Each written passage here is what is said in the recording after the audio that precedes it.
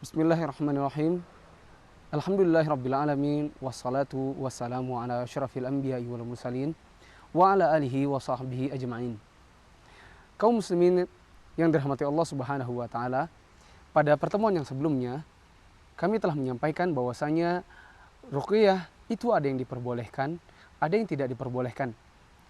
Pada pertemuan yang sebelumnya kami telah menjelaskan bahwasanya ruqyah yang tidak diperbolehkan seperti misalnya mantra-mantra yang diberikan oleh dukun dalam rangka untuk menolak mudarat atau menarik manfaat. Kemudian kami telah juga menyebutkan bahwasanya di sana ada ruqyah yang diperbolehkan, yaitu ruqyah yang sifatnya syar'iyyah. Ibnu Hajar dalam kitab Fathul Bari bahwasanya mengatakan ruqyah harus memenuhi syarat-syarat yang telah disepakati oleh para ulama atau yang berdasarkan ijma'. Apabila tidak atau ada hal-hal yang hilang dari syarat-syarat tersebut, maka dikhawatirkan ruqyah yang dijalankan adalah ruqyah yang sifatnya tidak syar'i, malah menjadi ruqyah yang sifatnya bid'iyah atau syirkiyah. Adapun ruqyah yang sifatnya syar'iyah, maka ada beberapa syarat yang harus dipenuhi pada ruqyah tersebut.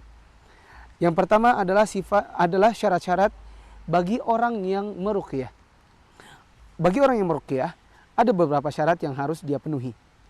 Yang pertama antara lain akidah yang lurus, dia orang yang soleh, istiqomah, memelihara salat, berzikir, beramal soleh, dan jauh dari syirik, jauh dari bid'ah dan maksiat. Intinya dia adalah orang yang memiliki akidah yang sahihah dan memiliki ibadah yang juga baik. Syarat yang kedua, dia haruslah berniat ikhlas untuk mengobati dikarenakan Allah Subhanahu wa taala dan untuk mencari pahala dari Allah Subhanahu wa taala. Tidak diperbolehkan bagi seorang yang meruqyah untuk mencari dari yang selain ini. Misalnya mencari sifatnya duniawi, ya. Dia buka praktek ruqyah masal misalnya dalam rangka untuk mencari ketenaran. Atau dia buka tempat khusus untuk meruqyah, lalu kemudian ditetapkan tarif khusus bagi orang yang diruqyahnya. Ini adalah perbuatan-perbuatan mencari yang selain pahala dari Allah Subhanahu wa taala ketika meruqyah, yaitu mencari ketenaran dan materi duniawi. Kemudian yang ketiga, dia harus menjauhi syubhat atau hal-hal yang sifatnya haram manakala sedang meruqyah.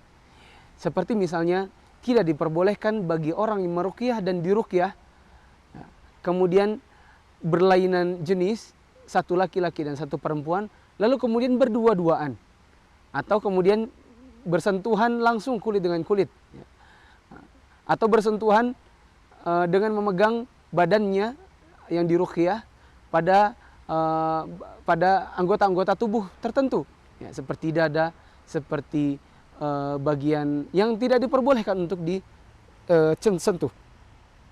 Ya. Ini adalah sifatnya haram. Maka bagi orang yang meruqyah, apabila yang diruqyah misalnya berlainan jenis, maka tidak diperbolehkan untuk berdua-duaan.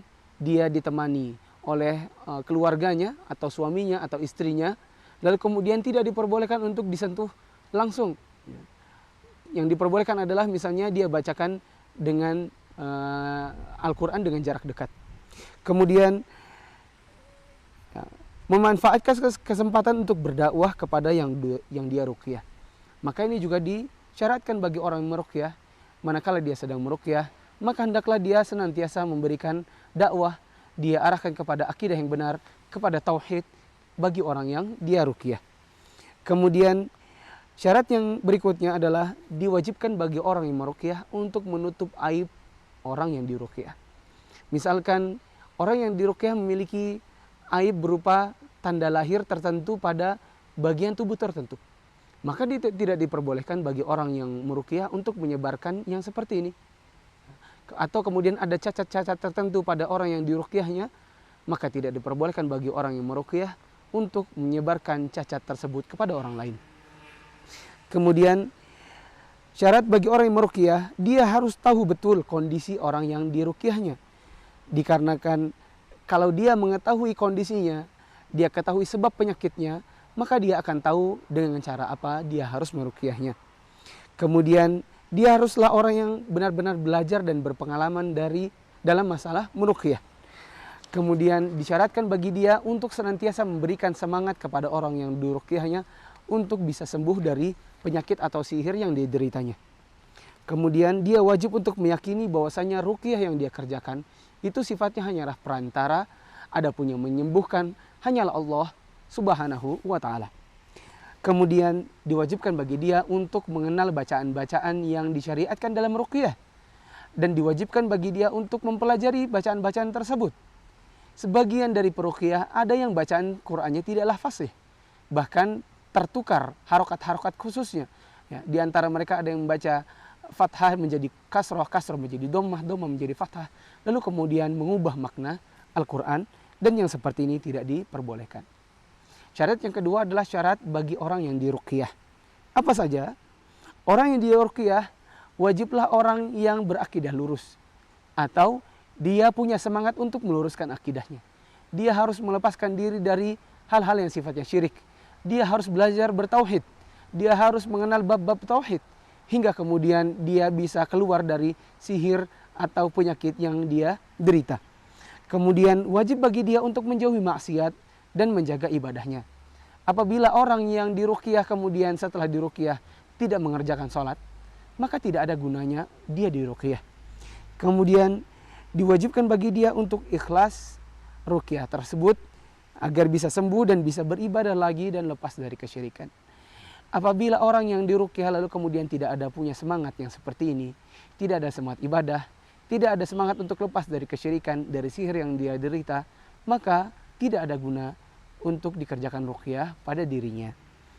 Kemudian diwajibkan bagi orang yang diruqyah setelah dia sembuh untuk senantiasa menjaga ketaatan kepada Allah Subhanahu wa taala.